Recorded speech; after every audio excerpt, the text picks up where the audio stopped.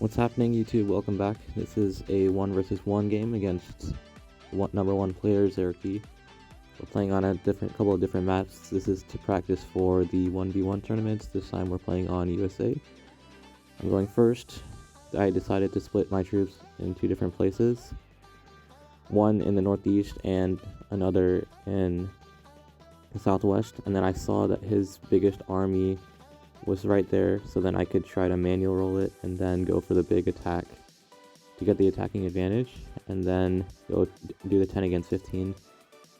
It worked out pretty well, and now I'm able to simply defend my region in the northeast. On round 2, Xerokee is able to recapture multiple territories, but he isn't able to break through the mid-Atlantic nor the northeast, so this allows me to, on my turn, recapture the southwest and then try to take extra territory in order to limit the number of troops he's going to get on his turn. So as a result of this, I should be able to get a clear advantage and win the game.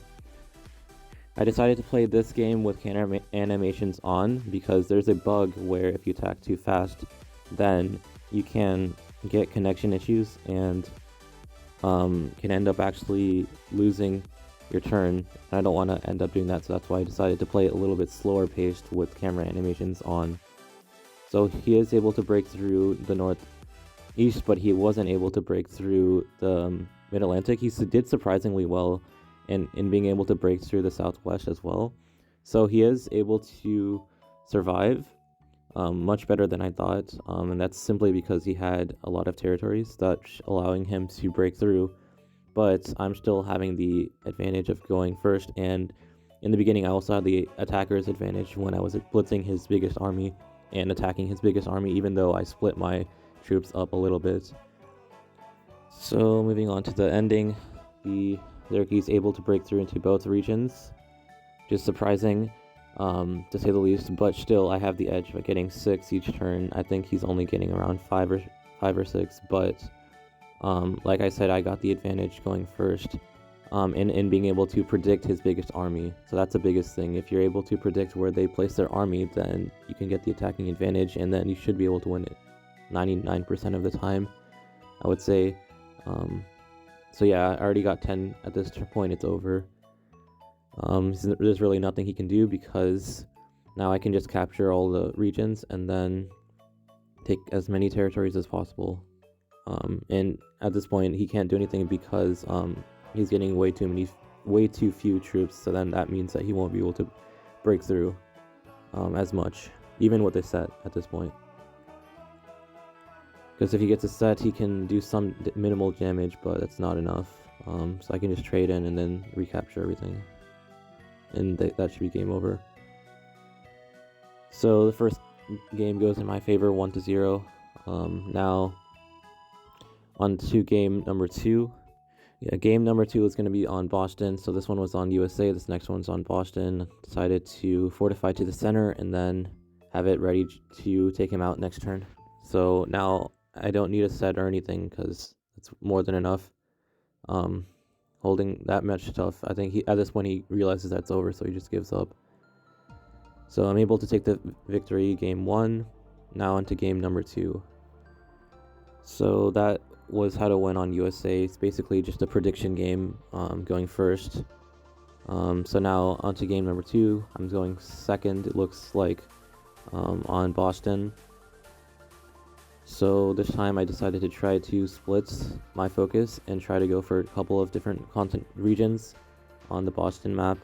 I don't have as much experience as the Boston map as I do with USA, so Xerokee will have an advantage over here.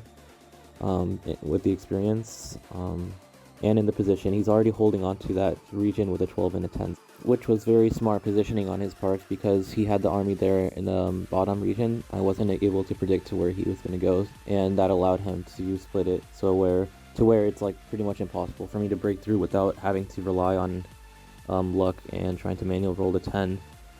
So instead of doing that, I decided to try to capture multiple regions and then try to hold on to them, and hopefully be able to hold on to at least one of them, and then maybe that would be able to help me rebound and then try to maneuver into the bottom region.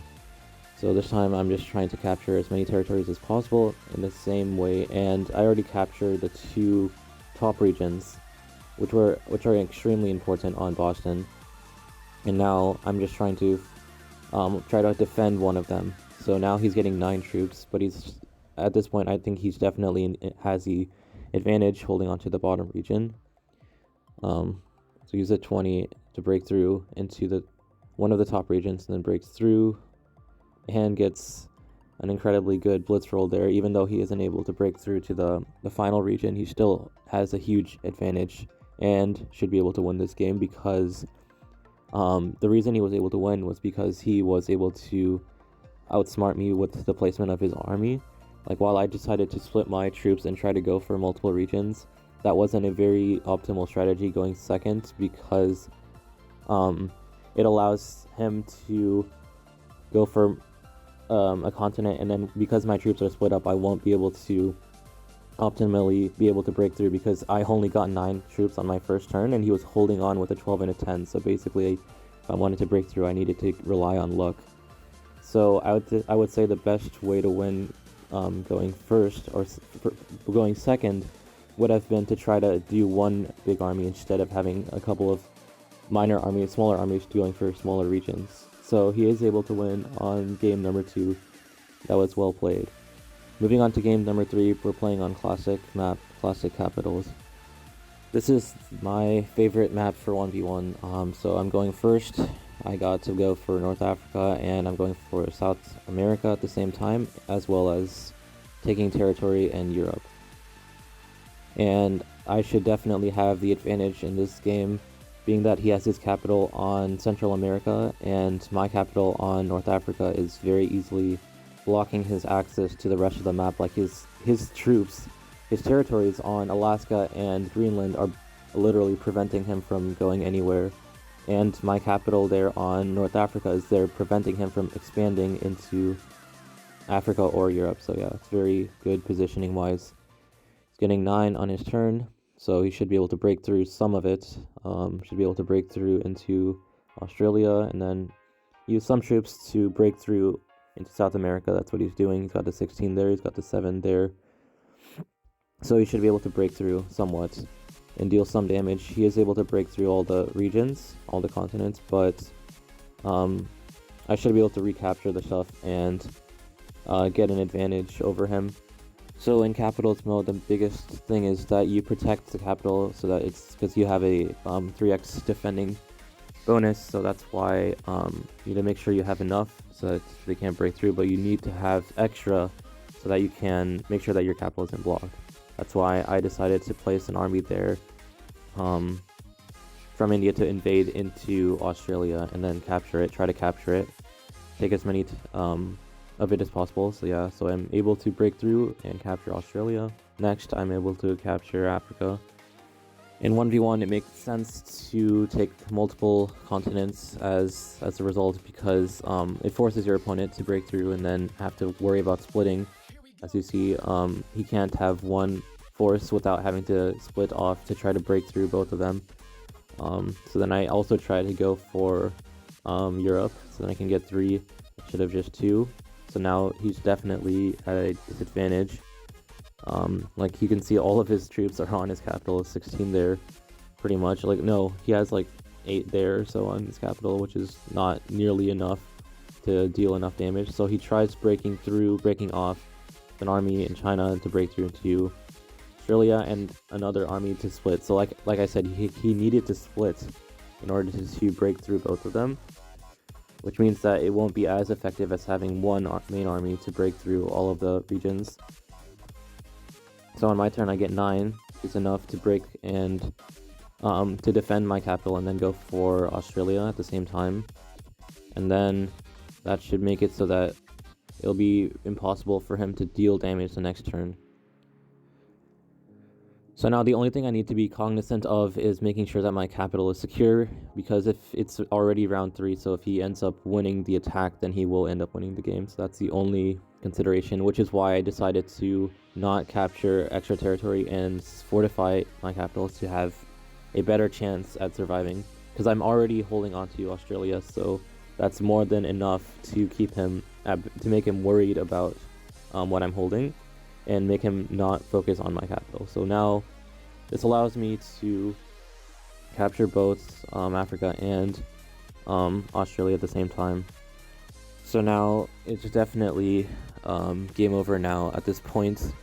So he trades a set in and then goes for some territory, trying to deal damage, fight back. But like I said, he's still at a disadvantage. Like, I'm going to be able to turn in a more valuable set after him. He traded at 3. I have 4 cards. I can trade in, get a more valuable set for 6, and then those extra 2 troops mean a lot because it can definitely make it such that I can break through. Not only break through, but capture multiple territories at the same time, and then try to expand. And then I'm trying to hold on to Africa. As you can see, I'm defending it, like partially protecting the borders, making it such that it's like almost impossible for him to break through both at the same time. I mean, he does try, and he is able to do that. Now the only thing is that I'm getting more troops per turn, being that I have more territories. It is surprising that now he's kind of making a semi-comeback in that he was able to get North America. But now, so that forces me to allocate some troops there and then split off. But now I'm able to go for Australia and Africa at the same time. Now, that should definitely put him in a chokehold, because he won't be able to break through at this point. He shouldn't be able to break through at this point. If he wants to try to break through, then he needs to rely on getting a set.